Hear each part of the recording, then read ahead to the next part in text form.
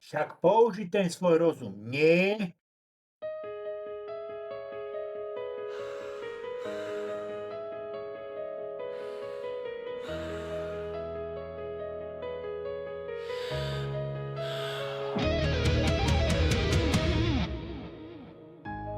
Povedali mi, že steny tu nemajú uši. Majú. Klamali. Oni majú aj oči. Prečo to robia? Kto to tuší?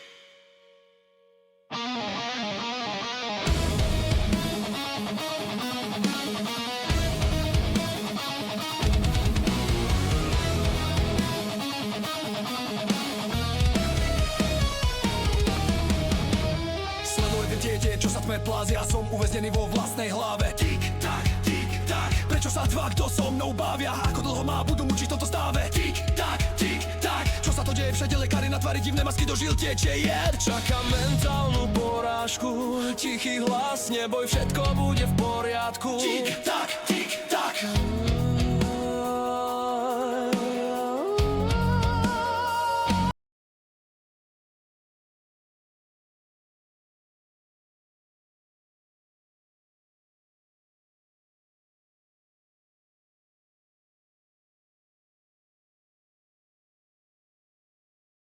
Dávid Puchovský je fascinujúca štúdia osobnosti, ktorá trpí akútnou stratou hraníc medzi realitou a vlastným sebaobrazom. V jeho vnútri prebieha neustály boj o uznanie, ktorý maskuje hlbokú neistotu. Tu si kompenzuje tým, že sa pasoval do roli neomylného sudcu. On úprimne verí, že je vyvoleným strážcom pravdy. Psychologicky ide o človeka, ktorý potrebuje zmenšiť ostatných, aby on sám pôsobil vyšší. Každý ním nakreslený červený krúžok na screenshote nie je len oprava chyby. Je to výstrel z ega, ktorým si dokazuje svoju dominanciu nad tými hlúpymi. Dávid totiž nedokáže spracovať kritiku. Akýkoľvek nesúhlas vníma ako útok na podstatu štátu, čo je klasický obranný mechanizmus človeka, ktorý si zamieňa svoje pocity s verejným záujmom. Jeho schopnosť plynule prejsť z bulvárneho bahna do policajnej uniformy a odtiaľ do bruselského saka bez jediného zaváhania svedčí o vysokej miere morálnej plasticity. Je to človek, ktorého svedomie má tvár nádoby, do ktorého práve naliali. Hlavne, ak je tá nádoba pozlátená. Vraví sa tomu, že nemá kožu na tvári.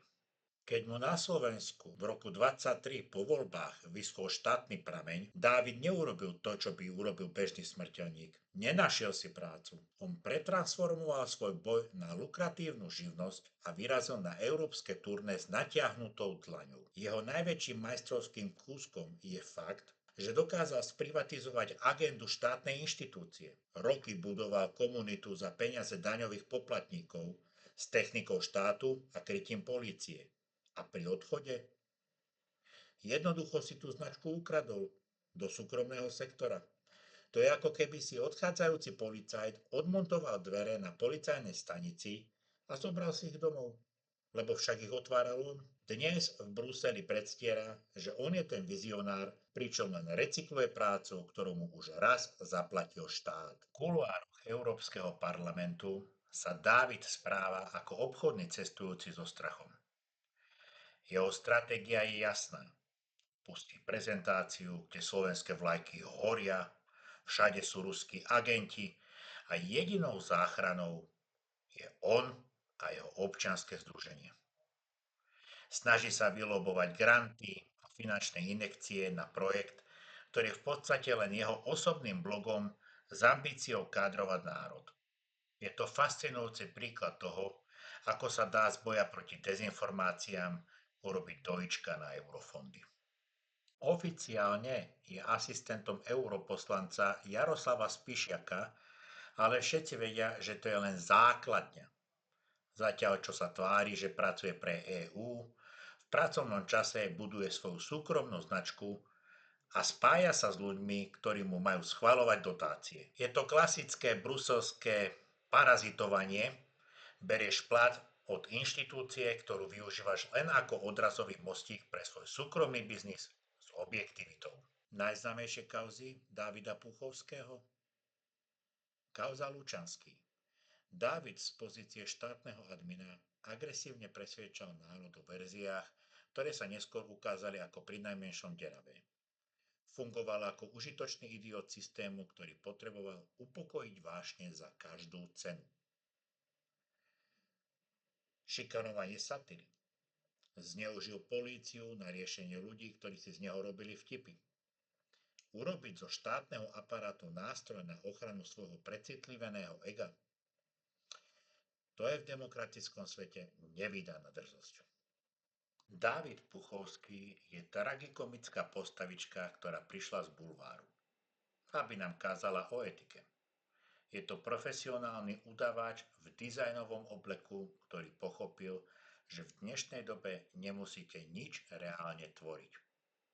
Stačí vám červená fixka, prístup k eurofondom a nulová hanba.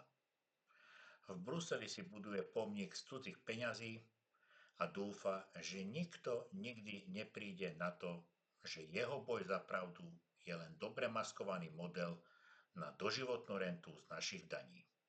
Takže Dávidko, odkaz pre teba. Buď chlap.